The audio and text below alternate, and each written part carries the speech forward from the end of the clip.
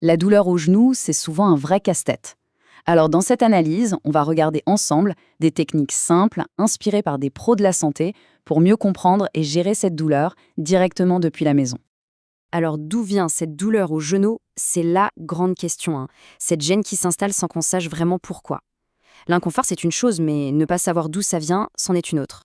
Souvent, on pense tout de suite à quelques suspects.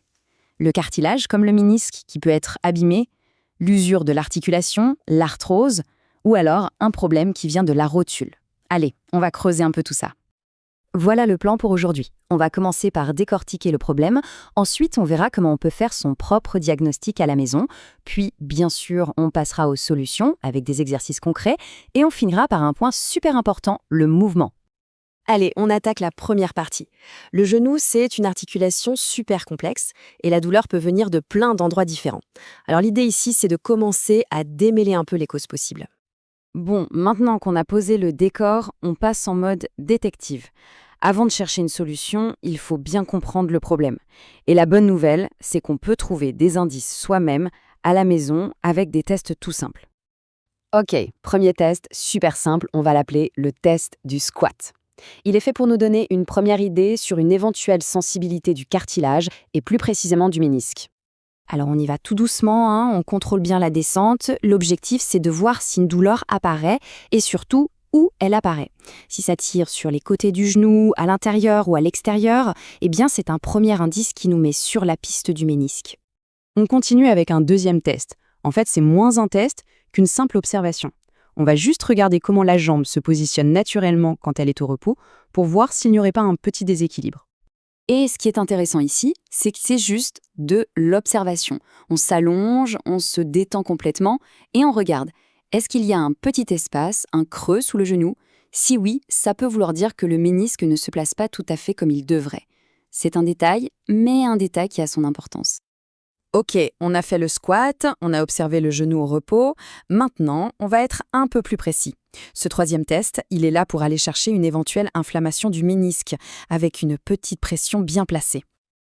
Là, la clé, c'est de trouver le bon point. On s'assoit et juste sous la rotule, sur les côtés, il y a une zone un peu molle. C'est là. On pose les doigts, on appuie doucement et on tourne le pied vers l'extérieur. Si ça déclenche une douleur pile à cet endroit, là, on a un indicateur assez fort d'une inflammation du ménisque. Alors, récapitulons. Vous voyez, avec ces quelques tests, on commence à y voir plus clair. Ce tableau résume bien les choses. Une douleur en s'accroupissant, ça sent le ménisque. L'espace sous le genou au repos, pareil. Par contre, si la douleur apparaît surtout quand on plie le genou à fond ou si elle est localisée sur le devant, là on va plutôt penser à la rotule ou à de l'arthrose. Bon, on a nos pistes, on a nos indices, c'est bien beau tout ça, mais maintenant on fait quoi? On passe à l'action. C'est le moment de voir les exercices qui peuvent vraiment aider, des exercices ciblés pour renforcer et stabiliser tout ça. Et avant de commencer, regardez cette citation, c'est super important. Le docteur Abdelkader nous dit que l'exercice qu'on va voir, c'est la base pour quasiment tous les problèmes de genoux. Donc c'est vraiment l'exercice à connaître. Voilà le fameux exercice. On l'appelle le quadriceps 7. L'idée est toute simple. On va venir contracter le muscle principal qui tient le genou, le quadriceps. En écrasant la serviette avec l'arrière du genou, on force ce muscle à travailler. C'est ça qui va redonner de la stabilité à toute l'articulation. C'est vraiment la clé de voûte du renforcement du genou. On change un peu de sujet, ou presque. On va maintenant se concentrer sur la rotule. C'est elle qui est souvent responsable des douleurs sur le devant du genou, surtout quand on reste assis trop longtemps. Et c'est aussi elle qui fait ces petits bruits, ces clics qu'on entend parfois. Alors, pour cette douleur de rotule, typiquement la douleur de cinéma quand on est assis depuis un moment, voilà un premier exercice. C'est de la mobilisation, un mouvement très doux, pour redonner de la souplesse et aider la rotule à mieux bouger dans son axe. Ici, le maître mot, c'est la douceur. On ne force surtout pas. On prend la rotule délicatement entre les doigts et on la fait bouger un peu de gauche à droite, puis de haut en bas, juste pour lui redonner du jeu. Fait régulièrement, ça peut vraiment soulager cette sensation de blocage à l'avant du genou.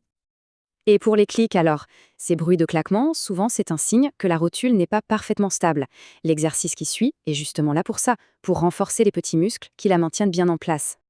Alors, attention, il y a une petite subtilité dans cet exercice. D'abord, on tourne le pied vers l'extérieur avant de lever la jambe. Puis, on fait la même chose en tournant le pied vers l'intérieur. Pourquoi? Parce que ça permet de cibler des faisceaux musculaires différents, des petits muscles stabilisateurs. En les renforçant tous, on crée une sorte de harnais naturel pour la rotule, ce qui l'empêche de sauter et de faire du bruit. Et voilà, on arrive à la fin de notre parcours. Si on devait résumer tout ça en une seule idée, ce serait celle-ci. Le mouvement n'est pas l'ennemi. Au contraire, un mouvement bien pensé, bien ciblé, c'est la clé pour reprendre le contrôle de son genou. Donc, pour résumer, les points à retenir sont simples. D'abord, on peut soi-même trouver des indices sur l'origine de la douleur. Ensuite, le renforcement du quadriceps, c'est la base de tout. Après, pour la rotule, on pense à la mobiliser en douceur. Et enfin, pour les claquements, on stabilise avec des exercices ciblés. C'est une vraie stratégie qu'on peut mettre en place soi-même. On termine avec cette question pour réfléchir. Et si, finalement, la meilleure solution n'était pas l'immobilisme par peur d'avoir mal, mais au contraire, le bon mouvement, celui qui soigne? C'est une perspective qui change tout. À bientôt!